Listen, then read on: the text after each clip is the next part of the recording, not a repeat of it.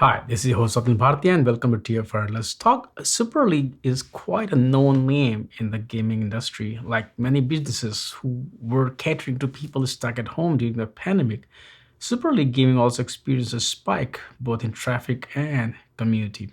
And to keep up with this demand and exponential growth, they had to scale. They needed a partner who could help them scale and keep up with the users' growth. That's when Equinix Metal entered the game, no pun intended. Today we have two guests from both companies. We have Mark Coleman, Senior Director of Developer Relations at Equinix Metal, and Justin Head, VP of DevOps at Super League Gaming. Mark, Justin, it's great to have you on the show. Thanks for having me here, Swap. Thanks. Justin, I want to start with you. What kind of spike did you see during the pandemic when all of us were stuck at home? Even Nintendo Switches were out of stock when I wanted to buy some extra ones. The pandemic made, our traffic just skyrocket. So we do a lot of Minecraft hosting. People all of a sudden didn't have commutes. They didn't have all these extra obligations that they were going to outside of work. And so it just, kids were home from school. Maybe they should have been doing more schoolwork, but they were, also gaming a lot more. So we saw just a ton of traffic. That property of Super Leagues, our minehut.com, it just went through the roof, and we were quite frankly scrambling constantly on how to scale this and make it adjust to the load that was coming. So, what are the challenges that you experienced during the pandemic, and what are the solutions that you looked at? When the spike happened with COVID, there was a ton of traffic. The property itself, required code changes, but on the infrastructure side, it was where we saw the most need to adapt. And for there, we were already in one of the big three clouds running the Minehut property, and it was kind of an unsustainable model there.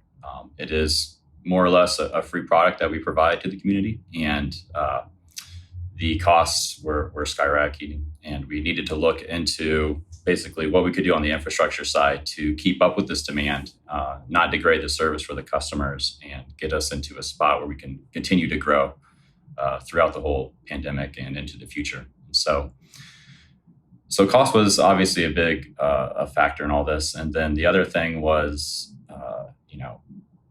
looking at the other options when you go outside of the clouds can get a little daunting. So you can go into dedicated servers. You can go into, for instance, Equinix itself and taking out a rack and doing, data center yourself.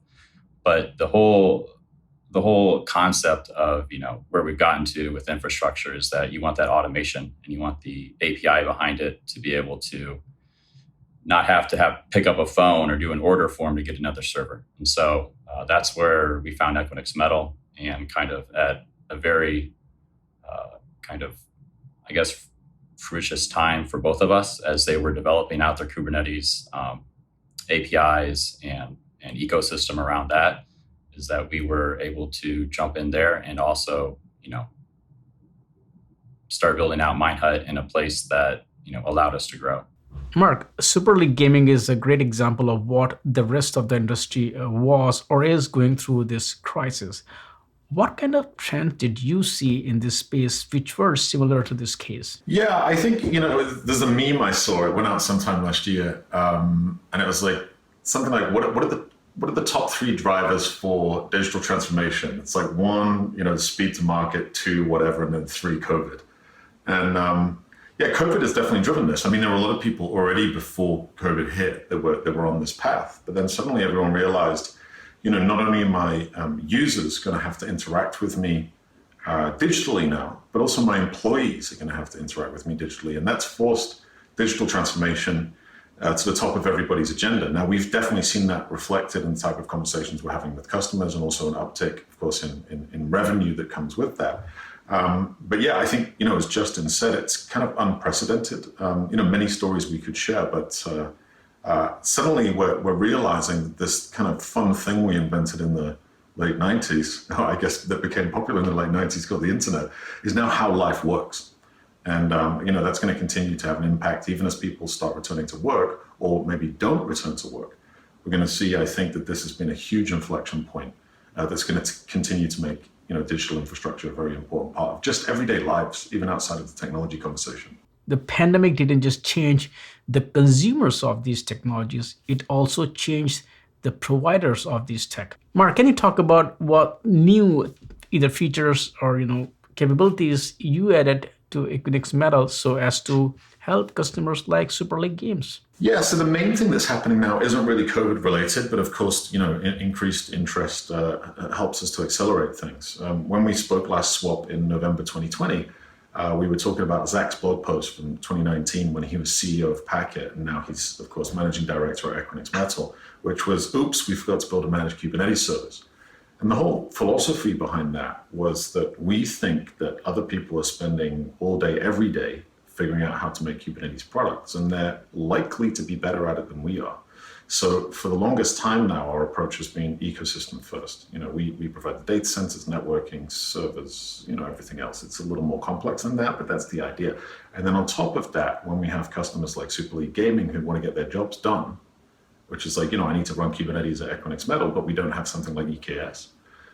We then have an ecosystem of partners to lean on. Now, we've actually had that ecosystem of partners for a while, but what we've done is we've focused on it a lot more.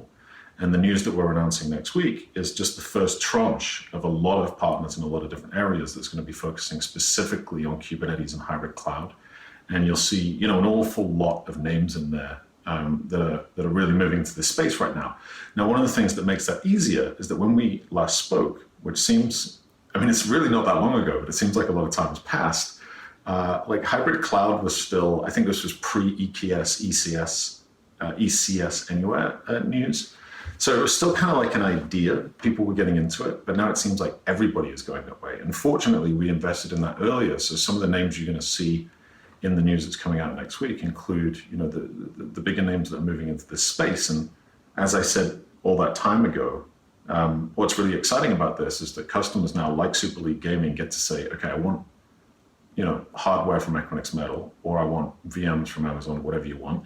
And for the first time now, you get to choose the software stack that runs on top of that. So if you want to run on Equinix Metal, but you want the Amazon Kubernetes experience, that's now an option. And when we last spoke, that was still like a really cool idea. What I like about Equinix Metal is that you folks are building an open ecosystem instead of yet another service. Why did you choose this path? Yeah, absolutely. I think it comes back to the point I made earlier, really, which is that we, if we'd have done this 5 years ago, we might have had a different approach. But where we're at right now, there are and by the way, this would apply to any ecosystem. We've got more coming up around storage and all sorts of other things, databases.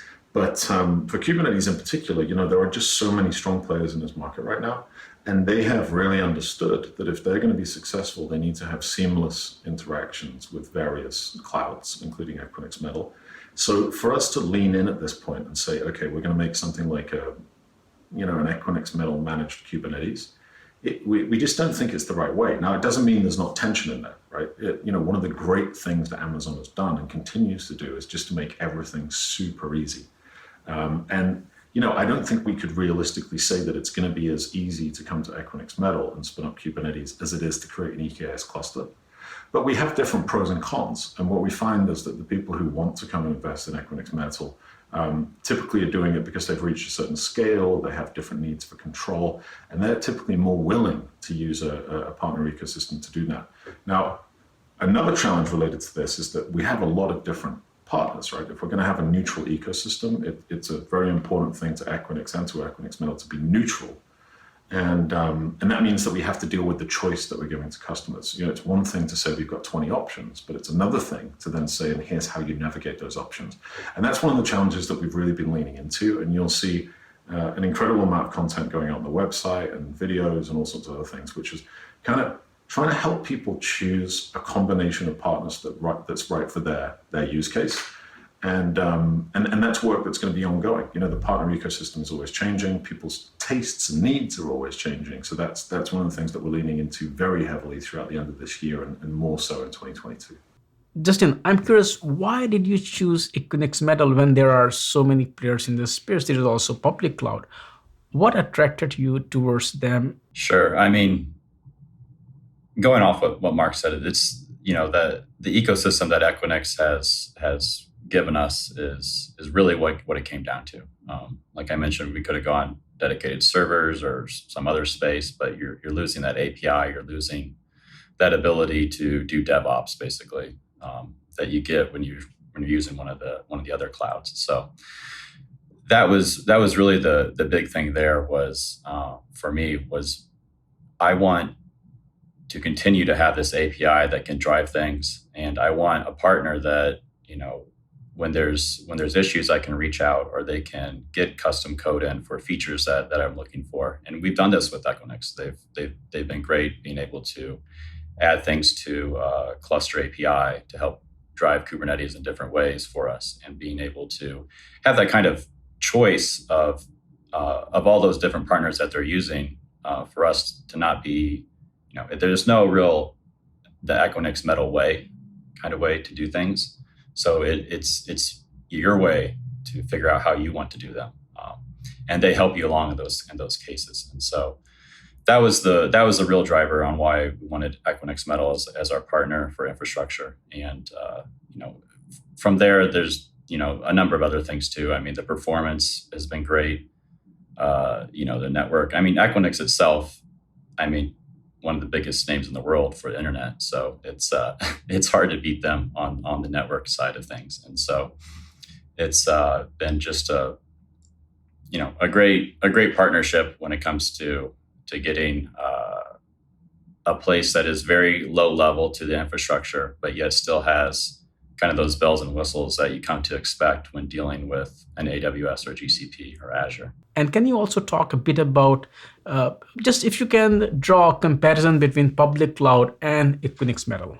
Sure. I mean, the Equinix, the Equinix team has been, there, and our partners on that side have been there just basically 24 hours a day almost. So it's, you can open up a support tickets, or you can contact directly your sales representative, and, they're very responsive. And it comes down to something I've never been able to kind of get out of another public cloud is being able to talk directly to the developers that are actually making this code in the background.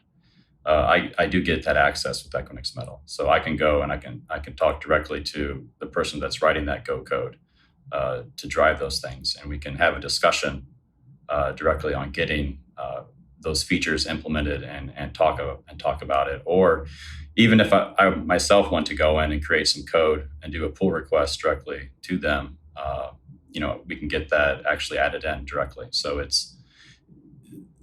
there's no abstraction, I guess, when it comes to Equinix Metal. It's very much how they provide infrastructure is how they do their business.